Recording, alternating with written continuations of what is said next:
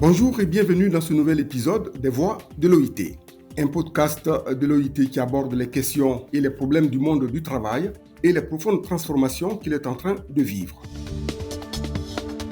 Au menu du jour, la question de la protection sociale et le travail des enfants. La protection sociale est à la fois un droit fondamental et un outil politique pour que les familles n'aient pas à recourir au travail des enfants en période de crise, affirme l'OIT. Cependant, en 2020, et avant que la crise de la Covid-19 ne s'installe, seuls 46,9% de la population mondiale était effectivement couvert par au moins une prestation de protection sociale. La couverture des enfants est encore plus faible. Près des 3/4 des enfants, soit 1,5 milliard, n'ont pas de protection sociale dans le monde. En quoi, de façon concrète, la protection sociale peut contribuer à éliminer le travail des enfants dans le monde et singulièrement en Afrique? Pour en parler, nous avons invité pour ce numéro de podcast deux experts dans les domaines de la protection sociale et du travail des enfants. D'abord, Amani Konan. Il est consultant national en charge de la lutte contre le travail des enfants au cabinet de la Première Dame de Côte d'Ivoire. Il est également point focal national du Comité national de surveillance des actions de la lutte contre la traite, l'exploitation et le travail des enfants CNS, présidé par la Première Dame de Côte d'Ivoire, Madame Dominique Ouattara. Ensuite, Bachabi Draman. Il est lui spécialiste en protection sociale de l'OIT pour l'Afrique de l'Ouest. Il est basé à Dakar. Merci à vous deux de nous accompagner dans cette émission. Je voudrais commencer par Amani Konan.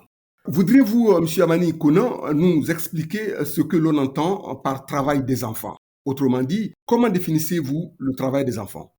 Bien, merci beaucoup, cher François.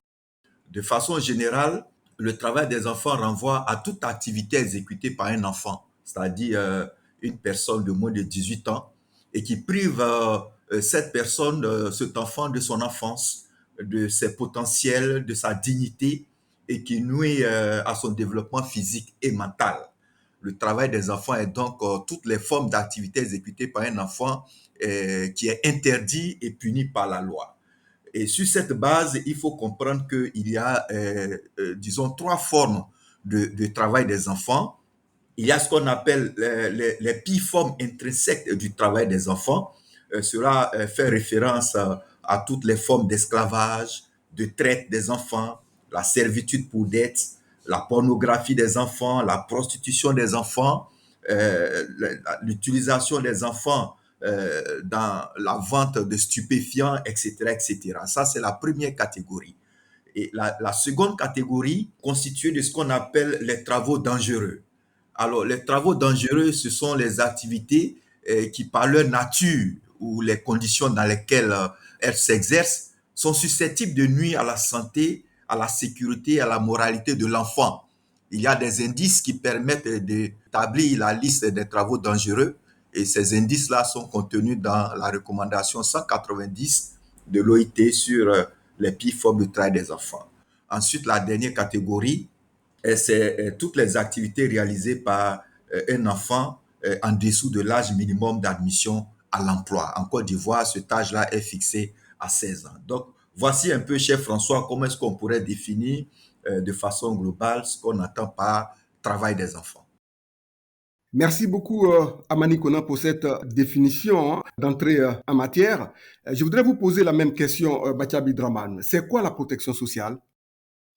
Alors, d'une manière générale, les individus dans la société font face à ce que nous appelons les risques sociaux.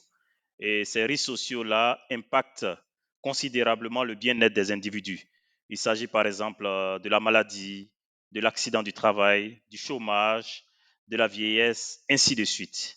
Et donc, de façon très simple, la protection sociale peut être définie comme l'ensemble des mesures et des mécanismes destinés à protéger les individus contre les conséquences des risques sociaux et faciliter l'accès aux services sociaux de base. Et donc, de façon schématique, la protection sociale intervient à travers deux mécanismes principalement. Ça peut être des transferts de ressources à des individus pour qu'ils puissent faire face à des risques sociaux, ou bien ça peut être des exemptions ou de la gratuité pour accéder à certains biens et services qui sont importants pour le bien-être des individus. Je reviens à vous, Amani Konan. Définissant donc le travail des enfants, vous avez parlé de travaux dangereux. Voudriez-vous nous donner quelques exemples? Bien, merci. Comme je le disais tantôt, les travaux dangereux sont une sous-catégorie de ce qu'on appelle les pires formes de travail des enfants. Donc, les travaux dangereux sont interdits pour les enfants de moins de 18 ans. Alors, en termes d'exemple, je prendrai par exemple la manipulation de pesticides dans une plantation agricole quelconque. Lorsque les enfants manipulent les produits agrochimiques, cela constitue un danger pour leur santé. Donc, la manipulation de produits agrochimiques fait partie des activités dangereuses qu'un enfant ne doit pas faire. Il faut comprendre que ce n'est pas toutes les activités réalisées par un enfant qui tombent systématiquement sous le coup de travail des enfants ou de travail dangereux. Il y a des activités qu'on appelle les travaux légers que les enfants peuvent exécuter. Par exemple, dans le cas du ménage, un enfant, une jeune fille peut aider sa maman à faire le ménage, la lessive, par exemple, en dehors des heures de classe.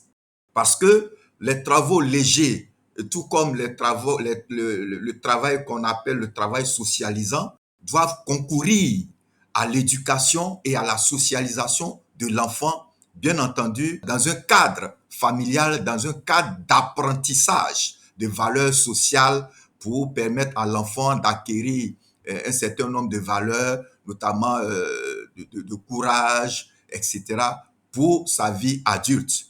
Donc, il faut faire la part des choses. Ce n'est pas toutes les activités réalisées par un enfant qui sont considérées comme travail des enfants. Ce qu'on appelle travail des enfants, ce sont les travaux dangereux. Ce sont également les pires formes intrinsèques du travail des enfants et ce sont également le travail des enfants en dessous de l'âge minimum d'accès à l'emploi. Bien. Donc, avant de revenir à vous, Amani Konan, pour que vous puissiez donc nous camper la situation aujourd'hui du travail des enfants en Côte d'Ivoire, je pars maintenant à Dakar retrouver Bachabi Draman pour lui demander quelle est aujourd'hui la situation de la protection sociale. Est-elle préoccupante? La situation aujourd'hui montre que malgré que la protection sociale est une priorité et c'est une importance, on a très peu de personnes qui bénéficient de cet accès à la protection sociale.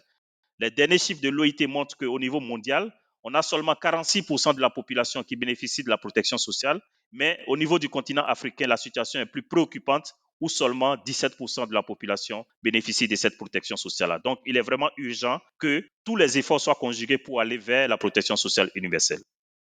Merci beaucoup à vous, Bachabi Draman, pour ces éclairages. Amani Konan, quelle est la situation aujourd'hui du travail des enfants en Côte d'Ivoire? Autrement dit, quelle est la photographie du travail des enfants en Côte d'Ivoire? Je pense qu'on ne peut pas parler de photographie sans parler de données statistiques. Vous savez, en Côte d'Ivoire, le travail des enfants reste un phénomène persistant en dépit des efforts constants déployés par la Côte d'Ivoire et ses partenaires. Je vais vous donner quelques exemples. En fait, la source d'information la plus récente est sur la situation du travail des enfants en Côte d'Ivoire, est est fournie par la Mix 5, c'est-à-dire l'enquête par grappe à indicateurs multiples de 2016. Alors, selon cette enquête, 31,3% des enfants âgés de 5 à 17 ans, soit environ 2,3 millions d'enfants, étaient en situation de travail des enfants en 2016, contre 39% en 2012. Alors, quand on regarde les tranches d'âge concernées par le travail des enfants, on remarque que la tranche d'âge des enfants de 15-17 ans est plus concernée par le travail des enfants parce que cette tranche d'âge représente 41,1% des enfants astreints au travail des enfants. Les 12-14 ans représentent 40,5% et les 5-11 ans représentent 24,9%. Donc, ces chiffres sont parlants. Je ne vais pas commenter ces chiffres, mais vous comprenez bien que, comme je le disais d'entrée, la situation du travail des enfants reste un phénomène persistant en Côte d'Ivoire, en dépit des efforts consentis. Mais la Côte d'Ivoire et ses partenaires ne baissent pas les bras. Alors, Bachabi Draman, Amani Kona vient de le dire, hein, la situation en ce qui concerne le travail des enfants est une préoccupation, que ce soit en Côte d'Ivoire, un peu partout en Afrique. Alors, selon vous, en quoi la protection sociale pourrait jouer un rôle essentiel dans la lutte visant donc à prévenir et éliminer le travail des enfants? Alors, plusieurs recherches qui ont été faites pour expliquer un peu les causes qui sont à la base du phénomène de travail des enfants ont identifié différents facteurs. Mais le facteur le plus important qui revient souvent, c'est la pauvreté et la vulnérabilité. Alors, la protection sociale, comme je l'ai dit tantôt, en garantissant une sécurité de revenus aux individus, en facilitant l'accès aux individus aux services sociaux de base, permet justement de lutter efficacement contre la vulnérabilité et la pauvreté. Donc, ça veut dire que en investissant dans la protection sociale, en mettant en place des systèmes de protection sociale, cela permet d'attaquer directement l'une des causes fondamentales du recours au travail des enfants, qui est la situation de vulnérabilité et de pauvreté des individus. Donc, l'extension de la protection sociale devrait permettre à terme aux individus d'avoir des situations qui leur permettent de réduire la probabilité de recours au travail des enfants. Alors, face à la situation que j'ai présentée tout à l'heure où sur le continent africain, on a seulement 17% de la population qui est couverte par une prestation de protection sociale, le BIT, en collaboration avec l'Union africaine, a lancé l'année passée, en 2021, une stratégie nationale pour l'extension de la protection sociale en Afrique. Et donc, l'idée de cette stratégie-là, c'est d'ici 2025 d'atteindre au moins 40% de couverture des populations en matière de protection sociale. Et à partir de cela, on peut tendre progressivement vers la protection sociale universelle dans les autres années. Lorsqu'on prend le cas spécifique de la Côte d'Ivoire pour montrer un peu le travail qui est en train d'être fait, aujourd'hui, en collaboration avec le BIT, le gouvernement de la Côte d'Ivoire est en train d'expérimenter des mécanismes novateurs pour étendre la couverture maladie, par exemple, à des populations qui sont à risque du travail des enfants. Donc, il y a une phase pilote actuellement qui est en cours au niveau de la zone de Soubré et de Mbato, qui permet justement, à travers les coopératives, à travers les entreprises qui sont engagées dans la filière cacao, de faciliter l'accès de ces producteurs-là à la couverture maladie universelle, de telle sorte que le risque maladie ne soit pas un risque important qui nuit, provoque de la vulnérabilité chez les paysans et qui les oblige à utiliser, par exemple, des enfants dans l'activité quotidienne qu'ils sont en train de faire. Et à côté de cela, on peut citer tous les mécanismes de protection sociale qui sont en cours actuellement en Côte d'Ivoire, le régime social des travailleurs indépendants qui couvre par exemple la maternité, l'accident du travail. Imaginez-vous un paysan qui travaille dans le monde rural et qui fait face à une situation d'accident du travail, il ne peut pas aller au travail, eh bien, c'est son enfant qui va utiliser pour pouvoir faire le travail. Alors que si à travers la sécurité sociale, on lui permet d'avoir un revenu parce qu'il est face au risque d'accident du travail, ben cela enlève systématiquement le risque de recourir au travail des enfants. Amani Konan, donc vous convenez avec Bachabi Draman que la protection sociale est un puissant outil, un puissant moyen pour éliminer le travail des enfants. Comment s'y prendre? Oui, bien entendu, je pense que M. Draman a bien expliqué la situation. Il y a plusieurs causes au travail des enfants. Au nombre de ces causes-là, il faut bien évidemment parler de le faible accès des populations vulnérables aux services de protection sociale. Et l'exemple qu'il a donné est un exemple qui explique, qui traduit bien la réalité. Vous savez, nos parents paysans ici en Côte d'Ivoire sont dans une extrême pauvreté. Et la plupart des mécanismes de protection sociale, je vais parler de l'assurance maladie ou des régimes de retraite, ils n'ont pas accès à ces mécanismes-là. Alors, lorsque, par exemple, un planteur de cacao est malade ou est victime d'un accident de travail, et qui n'a pas les moyens, en raison de sa situation de pauvreté, n'a pas les moyens de recruter une main-d'œuvre adulte pour faire le travail dans sa plantation, alors mais il est obligé d'avoir recours à ses enfants, à son enfant peut-être qui a 14 ans, 15 ans, même s'il va à l'école, mais pendant les vacances scolaires, cet enfant-là est obligé de travailler dans la plantation. Tout cela parce que Et s'il ne le fait pas, ben, c'est le revenu familial qui sera, disons, qui va s'arrêter, le revenu familial. Et là, il se pose la question de la survie même du ménage. Donc, l'accès à la protection sociale, notamment à la couverture maladie, à même, je vais dire, à un régime de retraite, pour que lorsque le paysan, pendant ses vieux jours, est fatigué, qu'il puisse avoir une rente qui lui permette de prendre soin de sa famille au lieu d'aller au champ ou de faire travailler ses enfants. Donc là, nous pensons que l'accès aux mécanismes de protection sociale se présente comme une des réponses à la question du travail des enfants. Donc, je conviens parfaitement avec ce que vient de dire notre ami Draman. Alors, nous sommes pratiquement à la fin de notre émission. Alors, quel est justement le message que chacun d'entre vous voudrait passer pour faire effectivement de la protection sociale, cet outil puissant dont vous avez parlé, pour mettre fin au travail des enfants? Je commence par Draman Bachabi. Mon premier message que j'aimerais adresser, c'est à l'endroit des gouvernants, des autorités politiques, pour leur dire qu'ils peuvent aujourd'hui mettre en place des mécanismes novateurs qui permettent de faciliter l'accès universel à la protection sociale. Et l'exemple de la Côte d'Ivoire peut être cité de plus en plus parce que vous avez ces deux régimes en Côte d'Ivoire qui sont la couverture maladie universelle et le régime social des travailleurs indépendants. Ces deux régimes mis ensemble, offrent une couverture complète de protection sociale aux travailleurs qui sont à risque du travail des enfants. Vous avez la couverture maladie qui permet de vous protéger quand vous êtes malade. Vous avez le régime social des travailleurs indépendants qui offre des prestations de maternité, de retraite, d'accident de travail. Et donc, vous voyez que ces deux régimes-là mis en place peuvent permettre d'offrir à nos populations qui sont à risque du travail des enfants la protection sociale que nous souhaitons. Donc, le premier message, c'est d'encourager les autorités à pouvoir aller au-delà de l'instauration de ces deux mécanismes-là pour mettre en place des approches qui permettent de toucher réellement ces populations-là qui sont à risque du travail des enfants.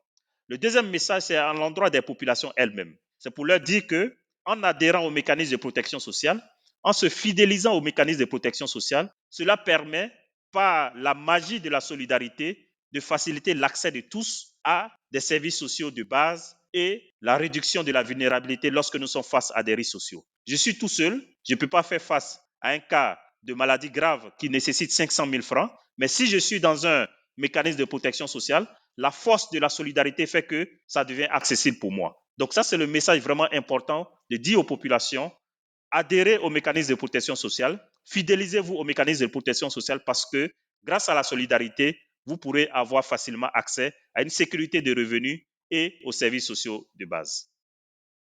Merci encore à vous, Bachabi Raman. Je vous repose la même question, Amani Konan. Vous savez, il y a deux principaux leviers sur lesquels tout gouvernement doit agir pour lutter contre le travail des enfants. En Côte d'Ivoire particulièrement, le premier levier, c'est la lutte contre la pauvreté. Le deuxième levier, c'est l'accès des populations à la protection sociale.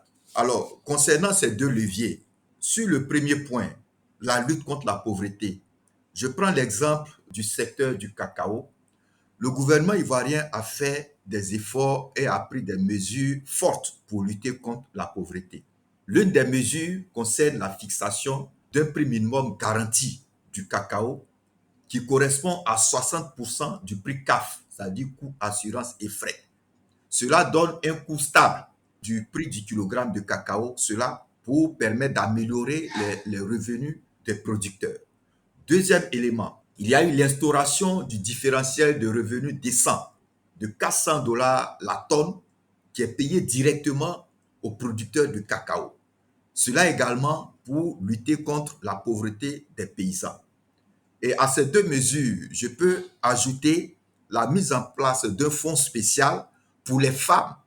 Et ce fonds a été mis en place par la première dame de Côte d'Ivoire, Mme Dominique Ouattara. Et ce fonds s'appelle le FAFSI, le Fonds d'appui aux femmes de Côte d'Ivoire, qui permet d'octroyer des microcrédits à un taux de remboursement pratiquement de 1% aux femmes pour leur permettre d'initier des activités génératrices de revenus. C'est pour dire que Sur le premier levier, le gouvernement et ses partenaires sont conscients que si on veut véritablement réduire l'incidence du travail des enfants, il faut mettre en place des politiques et des mécanismes visant à réduire la pauvreté de nos parents. Deuxième levier, l'accès à la protection sociale. Notre ami Draman a longuement parlé de cela.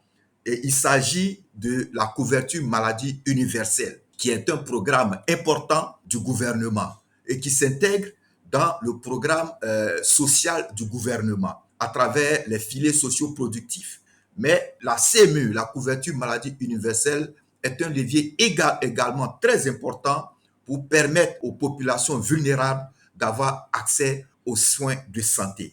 En plus de ce programme de couverture maladie universelle, nous avons parlé tantôt de la RSTI, le régime social des travailleurs indépendants, qui à terme permet aux populations vulnérables, aux travailleurs vulnérables du secteur informel et du secteur agricole de pouvoir bénéficier d'une retraite. Et cela est extrêmement important.